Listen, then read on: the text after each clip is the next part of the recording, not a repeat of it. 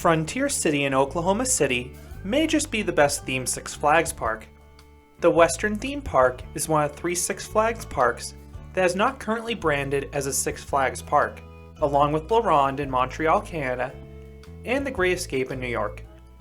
Frontier City feels radically different than most Six Flags parks, but it does share a lot of similarities to the Great Escape. And in this video, I will review Frontier City and help you determine if you should visit this park. Frontier City opened in 1958. James Burge was an Oklahoma City businessman who fell in love with Disneyland, and he wanted a similar theme park in the Sooner State. His plan was to turn the temporary 1957 Oklahoma Semi-Centennial celebration into a permanent amusement park, but he was unable to do so. Instead, he purchased the park's current plot of land, which now runs alongside Interstate 35. The park originally opened in 1958 with very few rides. In many ways, it was reminiscent of the early days of Ghost Town at Knott's Berry Farm. The park had Western-themed shops and shows to entertain families. The park reportedly pulled over 1 million people in each of its first 6 seasons. But attendance was rumored to have been taken by Burge himself, counting people in the park, so there may have been some error there. But the park's attendance and popularity dipped over the next decade. In 1981, the Tierco Group purchased the park with plans to demolish it and redevelop the land, which had a lot of value. However, the oil crunch stalled this plan. So instead, the Tierco Group brought in industry veteran Gary Story, who previously worked at Six Flags St. Louis, Luna Park in Sydney, Australia, and another independent park in Mexico. Story would eventually become the president and chief operating officer of Premier Parks and Six Flags from 1992 to 2005, and his work to revitalize Frontier City probably helped him earn that promotion. Story maintained the park's western charm, but he added far more amusement rides, including Silver Bullet in 1986.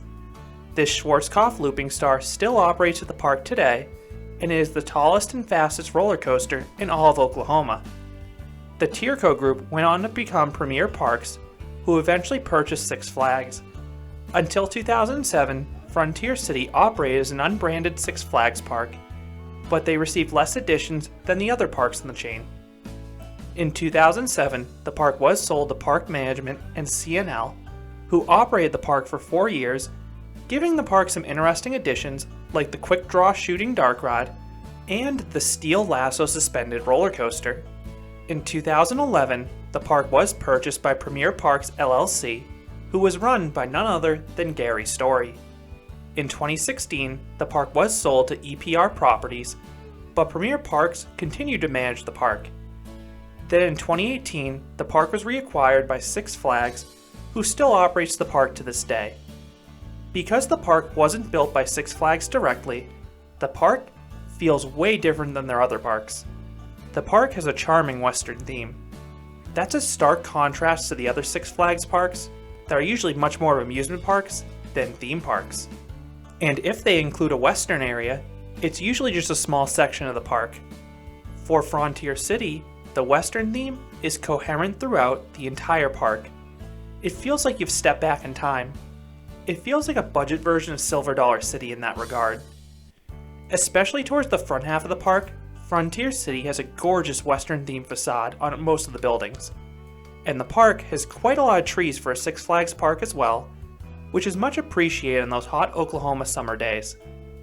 While you will see some familiar branding and advertisements throughout the park, they are less obvious, which helps the park maintain its solid atmosphere.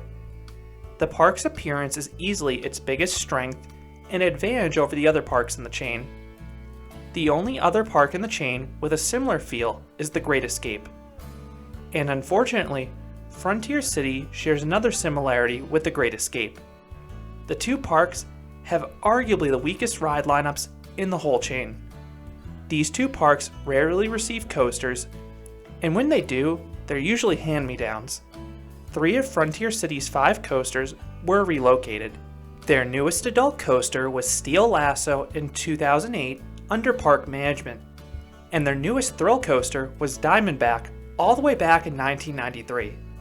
But Diamondback is still the park's best attraction. I have a separate review on this coaster, but Diamondback was the lower half of Lightning Loops at Six Flags Great Adventure in New Jersey.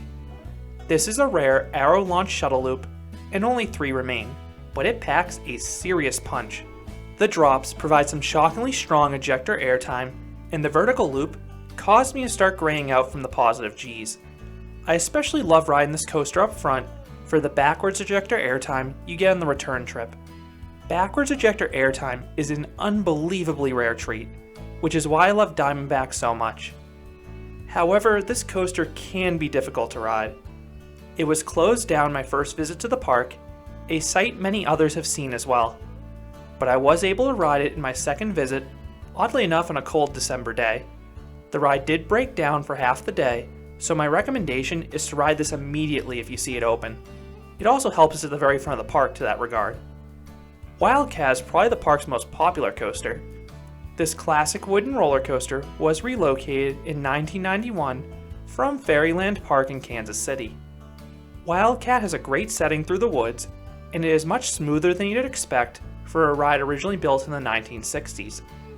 But the ride was heavily modified in the late 1990s, sapping the ride of its airtime that it used to have. I have a separate review that goes into more detail, but Wildcat is now a rather underwhelming wooden roller coaster. Silver Bullet is arguably the park's most iconic roller coaster. Not only has it been at the park the longest, but it borders the highway, so it's the first coaster many people see as they approach the park. This Schwarzkopf looping star was relocated several times before finding a long-term home at Frontier City. But it's still a very smooth ride with a good start and end. The ride does meander in the middle, but it's still the park's second best coaster. I go into more detail in a separate review on this ride. The park's best family coaster is Steel Lasso, a Vekoma suspended roller coaster. While the ride's layout is rather tame, the ride was one of the first Vekomas with the redesigned track. The ride is glass smooth, and I love the open trains. Because of the coaster's low 38-inch height requirement, this is a fantastic ride for younger guests. The final coaster is Frankie's Mine Train, a Zamperla kiddie coaster that was added in 2019. This is part of the Timbertown area that was added the same year. This is the best section of the park for kids. Most Six Flags parks have a Looney Tunes kids area, but this nature-themed area fits in much better with the park's Western theme in my opinion. And on that note, you won't see any of the Looney Tunes or DC characters at Frontier City at all. It's similar to what you'll find at the other 2 unflagged Six Flags parks as well. Frontier City has a good amount of flat rides, but very few stand out. You have a ton of spinning rides and a few pendulum rides. The only flat ride that stands out to me is Gunslinger, the Zamperla Power Surge. Unfortunately, that ride doesn't seem to operate very often. It was closed in both my visits, and I don't believe it ran at all in 2020. That's really a shame because the versions I've ridden at other parks are disorienting, and I love all the inversions they give. The park also has a dark riding quick draw, but as of 2020, it was in really poor condition. The ride is very similar to the Great Pistolero Roundup at Family Kingdom in Myrtle Beach, which I'm showing now. Both Sally dark rides have the same theme and similar scenes, but many of the effects and targets in Quick Draw were broken. This is the kiss of death for a shooting dark ride, so hopefully this can get fixed in future years because I love the one in Myrtle Beach. The park also has a nice collection of water rides, but unfortunately they were closed during both my visits. The Mystery River Log Flume looks like it could be one of the park's best attractions with the extended indoor section and sizable final drop. I was really disappointed I missed this ride. Renegade Rapids looks like a well-themed river rapids ride that is your best bet if you want to get soaked on a hot day. Then the back of the park behind Wildcat, you actually have a small water park with a water play structure and a few slides. The area is deliberately small since you have the larger Hurricane Harbor nearby, but it's a good option for those who want to experience both a dry park and a water park in the same gate. It's similar to the situation with Six Flags Over George's water park and their nearby Hurricane Harbor. While the current ride lineup is decent, the park has removed some great rides over the years, including arguably their 4 best flat rides. Until 2020, the park operated one of the last Chance Rotors in Tumbleweed. I saw it converted into a mask removal zone in my 2020 visit, which was a shame to see because I love these rotors and the insane G's they pull. But many parks have removed these rides for liability purposes. The park also removed their former Chance Drop Tower and Hangman, their Vekoma Air Jumper and Tomahawk, and their S&S Sky Sling in Eruption. The latter two rides were discontinued by their manufacturer, so they were tricky to find replacement parts for, so while the removals sting, I do understand why they happened. They also removed the Nightmare Mine Indoor Galaxy Coaster, but the building still remains to this day. Frontier City doesn't get heavy crowds like some of the other Six Flags parks. The park operates just one train on all their roller coasters, and that's perfectly acceptable for the crowd levels this park receives. And the staff does do a reasonably good job getting the trains out quickly. Almost everything has been a walk-on my visits to the park. The only exception has been Wildcat, so I would advise hitting that coaster early if it's a priority for you. If you do encounter long lines, the park does offer a skip the line option in the Go Fast Pass. This is available in the park's roller coasters and the Brain Drain Larson Loop because Six Flags counts that as a roller coaster. This will get you on the next train in almost every instance.